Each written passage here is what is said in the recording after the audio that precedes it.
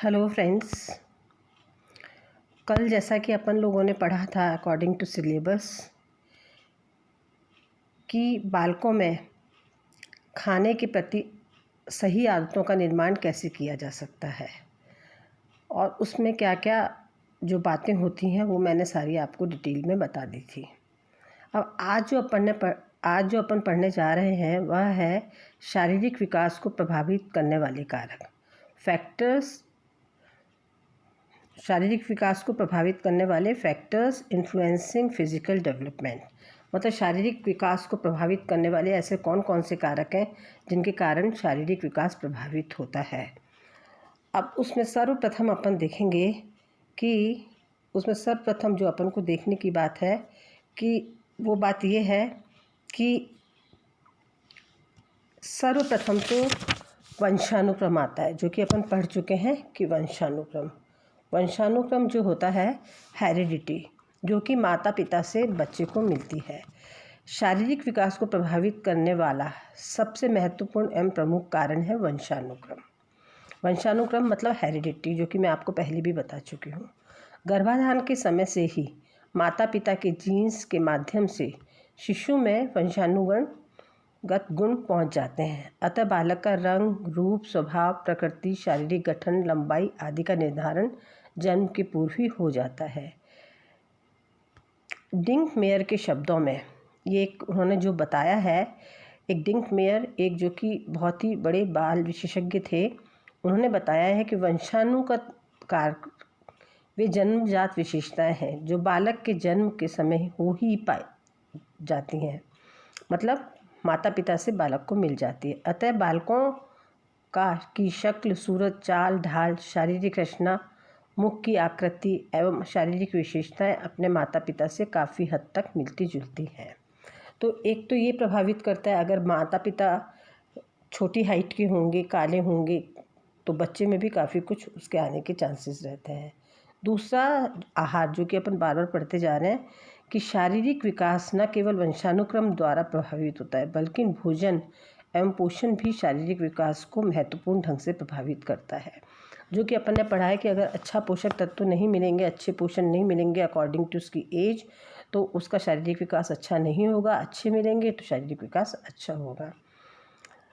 पोषण एवं भोजन भी शारीरिक विकास को महत्वपूर्ण ढंग से प्रभावित करते हैं।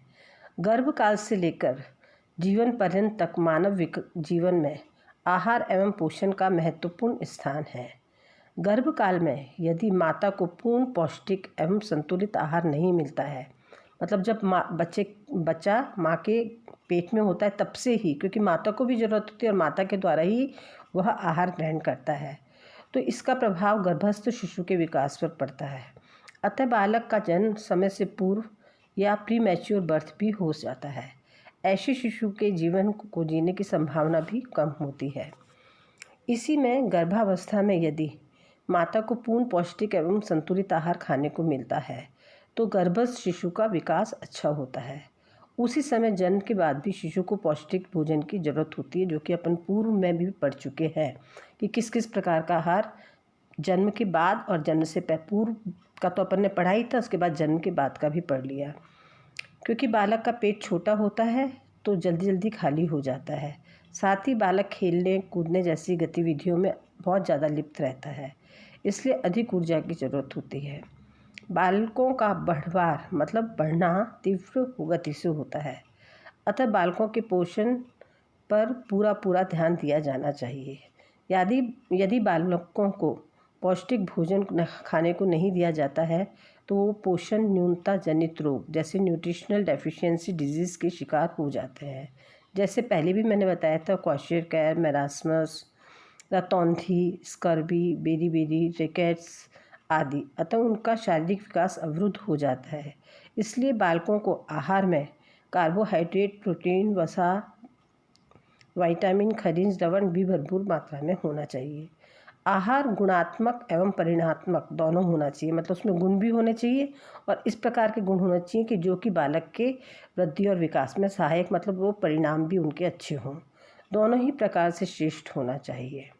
अब अपन आते हैं अंतःस्रावी ग्रंथियाँ मतलब एंडोक्राइन ग्लैंड्स। अंतःस्रावी ग्रंथियाँ, इनके बारे में भी अपन ने पढ़ा था, लेकिन एक बार दोबारा आपके सिलेबस में यही चीज़ रिपीट हो रही है या उसके साथ जुड़ती जा रही है, तो मुझे पढ़ाना अत्यंत आवश्यक है।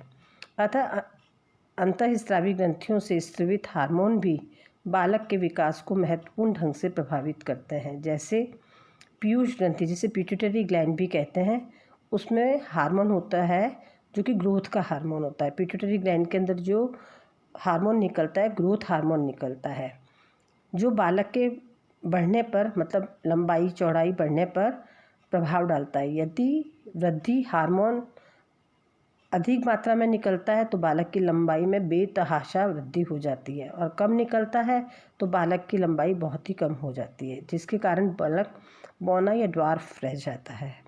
इसी प्रकार यौन हार्मोन के स्रवण से बालक बालिकाओं में परिपक्वता आती है। यौन हार्मोन जो कि स्त्रियों में अलग होता है और पुरुषों में अलग होता है। और परिपक्वता आती है तथा बालक में पुरुष के गुण एवं बालिकाओं में स्त्री के गुण दिखाई देने लगते हैं। अब आइए थायराइड ग्रंथि। थायराइड ग्लैंड के उचित विकास से बालक का शारीरिक एवं मानसिक विकास उत्तम प्रकार से होता है। उपरोक्त विवेचन से स्पष्ट है कि अंतःस्रावी ग्रंथियों के उचित विकास एवं कार्य शरीर को विकास ठीक प्रकार से होता है, अन्यथा शारीरिक विकास में अवरोध उत्पन्न हो सकता है। इस जगह पे बात एक मैं बताना चाहूँगी कि हार्मोन एक बैलेंस रूप में निकलना चाहिए। यदि वो बहुत ज़्यादा निकलता है या वो बहुत कम निकलता है, वो भी बच्चे के लिए हार्मफुल हो सकता है। अब अपन आते हैं भौतिक वातावरण, फिजिकल एनवायरनमेंट, कि उसके आसपास का वातावरण कैसे है। तो भौतिक वातावरण भी बालक के शारीरिक विकास में बहुत अमूल्य भूमिका निभाते हैं।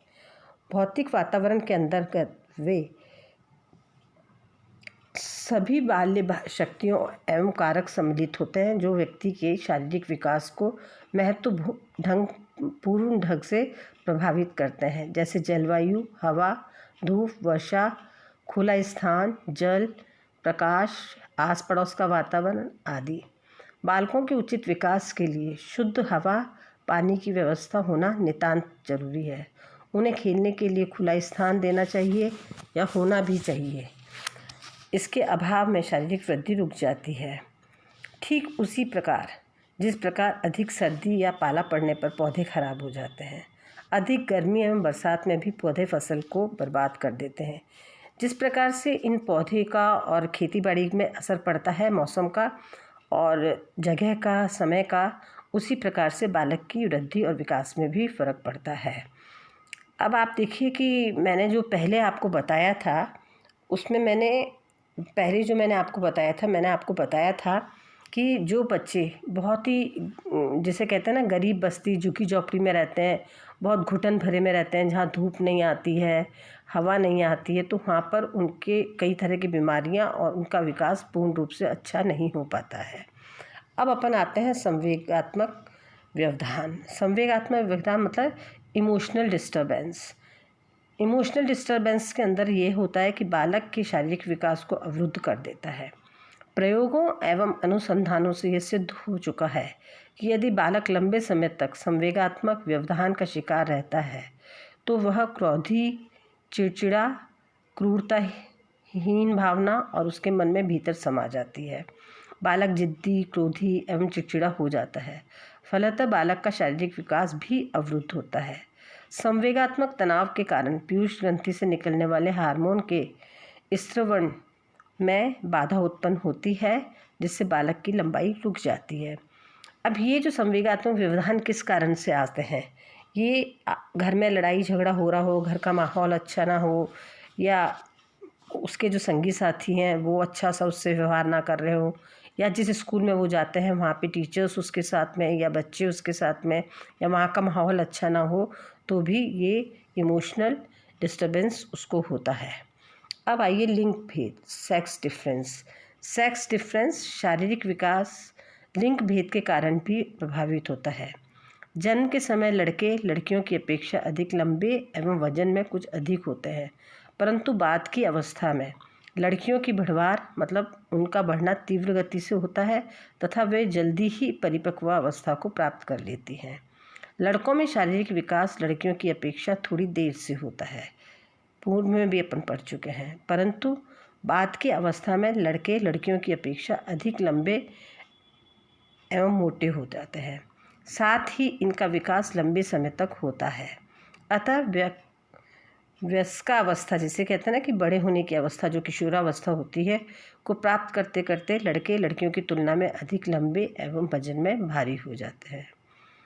लिंग भेद के कारण, ये देखिए, लिंग भेद के कारण लड़के लड़कियों की शारीरिक वृद्धि के क्षेत्र में कुछ प्रमुख अंतर निम्नानुसार है।